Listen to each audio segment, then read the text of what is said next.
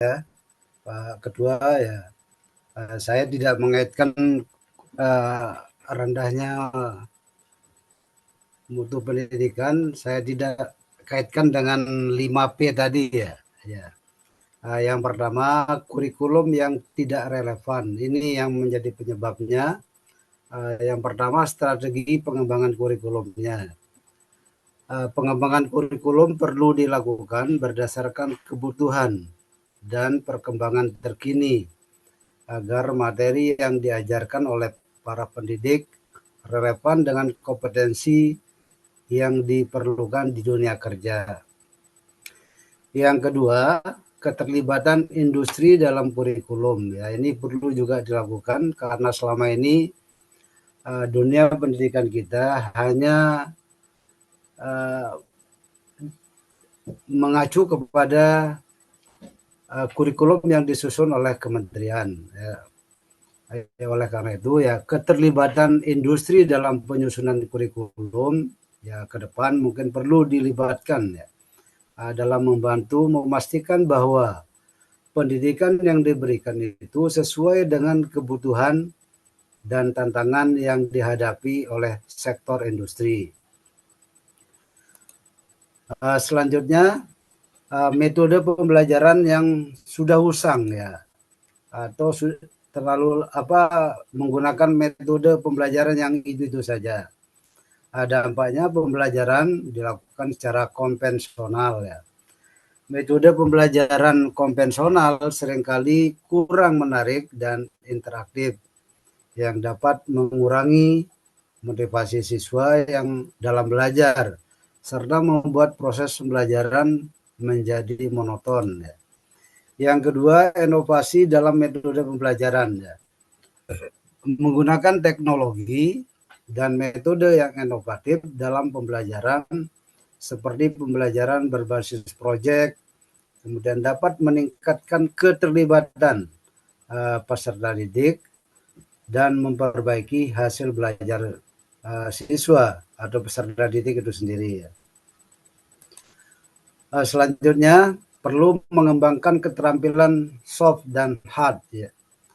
Di sini keterampilan soft yang penting adalah keterampilan yang mencakup kemampuan interpersonal seperti komunikasi, kemudian kolaborasi, kemudian rasa empati yang sangat penting untuk menciptakan lingkungan kerja yang produktif dan harmonis ya.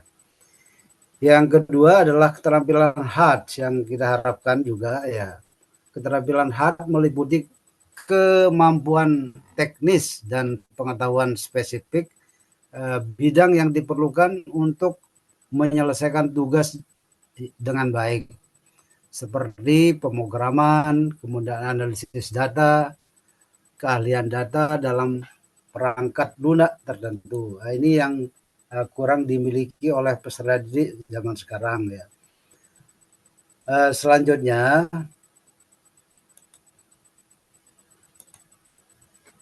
perlu pelatihan dan sertifikasi ya. Yang pertama program pelatihan yang efektif di sini.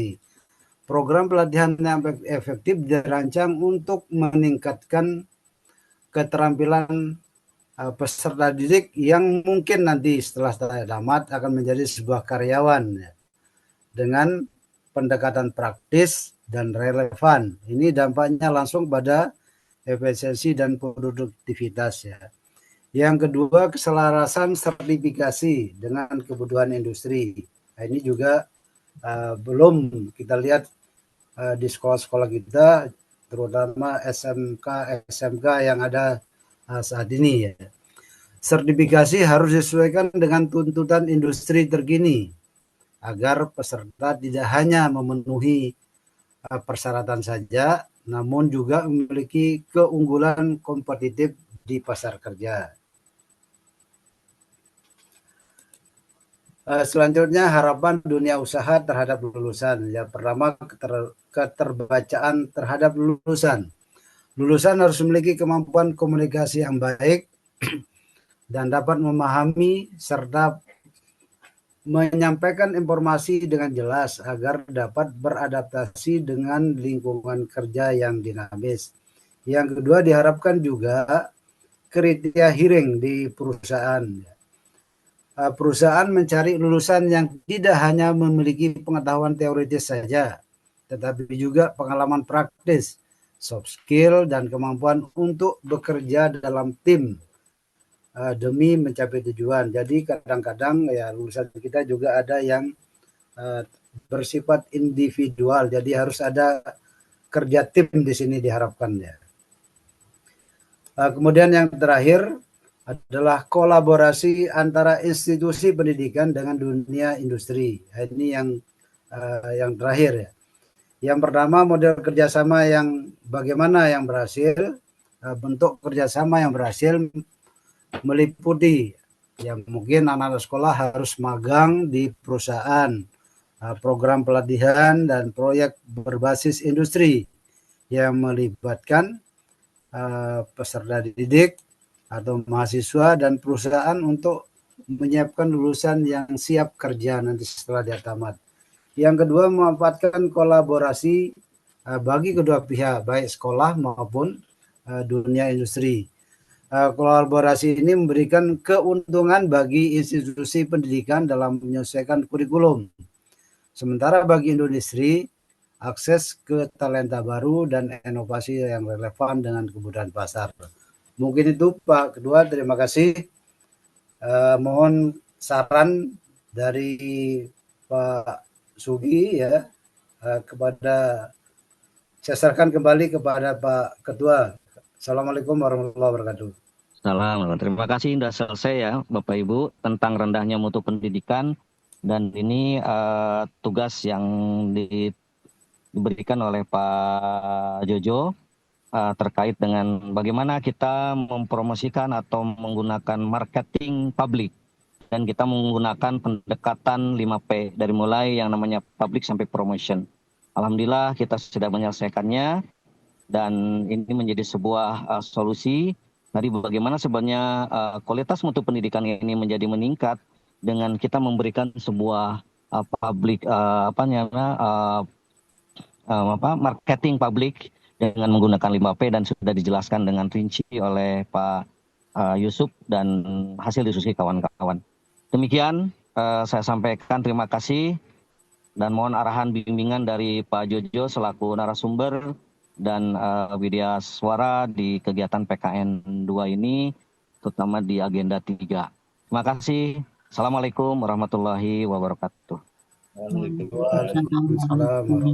Baik, saya pikir saya sudah ini ya Pak. Bu Pur, tolong dikirimkan Bu bahan Ibu, biar saya kirim satu lagi nih ke grup ini utama. Pak, pakai yang tadi Pak, pakai yang link yang Bapak kirim saya. Enggak, dikirimkan ke grup maksud saya Bu. Ke grup yang ini. Ibu kirimkan ke grup PKN saya Pak, Bu. Yang tadi yang PKN Muslihudin tuh. Yang iya Pak, saya ngerjainnya di Google yang Bapak kirim linknya. Oh, di situ. Iya. Pak Rizky bisa minta tolong Pak Rizky dikirim ulang Pak Rizky. Yang Bu itu. Apa itu Pak? Yang Bu Pur. Yang udah di link yang saya itu, yang tadi yang di bahannya. Tinggal satu lagi ini kita kirim. Google Doc. Doc. Kirim, tinggal satu lagi. Nah, berarti kita ini udah kirimkan, tinggal mungkin kita mengirimkan hasil YouTube-nya. YouTube-nya mungkin kan nanti hasil video 3 ini nanti mungkin minta lagi diproses oleh timnya Pak Rizky, dan nanti kita kirim sama-sama ke YouTube masing-masing gitu ya. Nah, itu ya. Jadi terima kasih kawan-kawan, ini udah larut malam. Alhamdulillah kita bisa. Yuk. Ya Pak. Saya matanya sudah nggak awas ini Bu. Mungkin dikirim ulang lagi. Saya ini Pak, saya ini download lagi. Baik Pak. Download saja Ki. Ya. Bahri.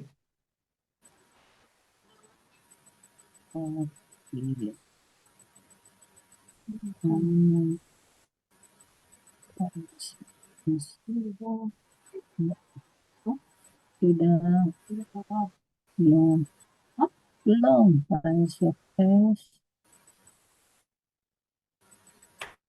Enggak, kelompok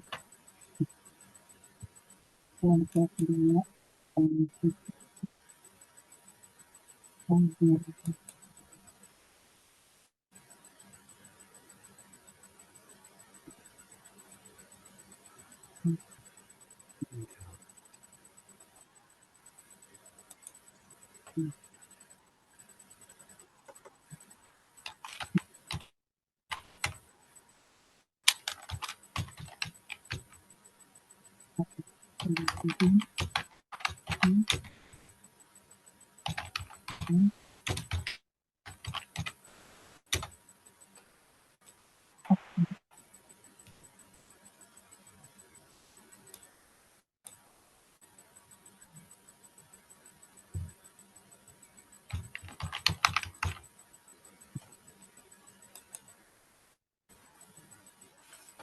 Pak Mus, udah Pak Mus.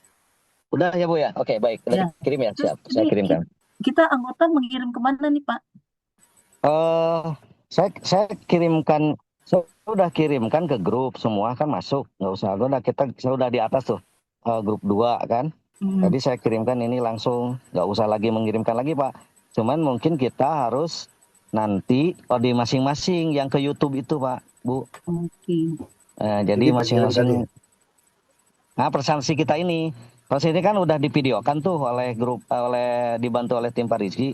Nanti kita minta video Pak Rizky, ya video 3 itu, kemudian kita kirimkan ke YouTube masing-masing. Kan itu perlu proses, nggak mungkin sekarang Pak. Bisa aja mungkin pagi, nggak masalah. Saya pikir yang penting ini kita tugas ini udah selesai gitu. Itu aja ya Pak, Bu. Terus video ini kita dapat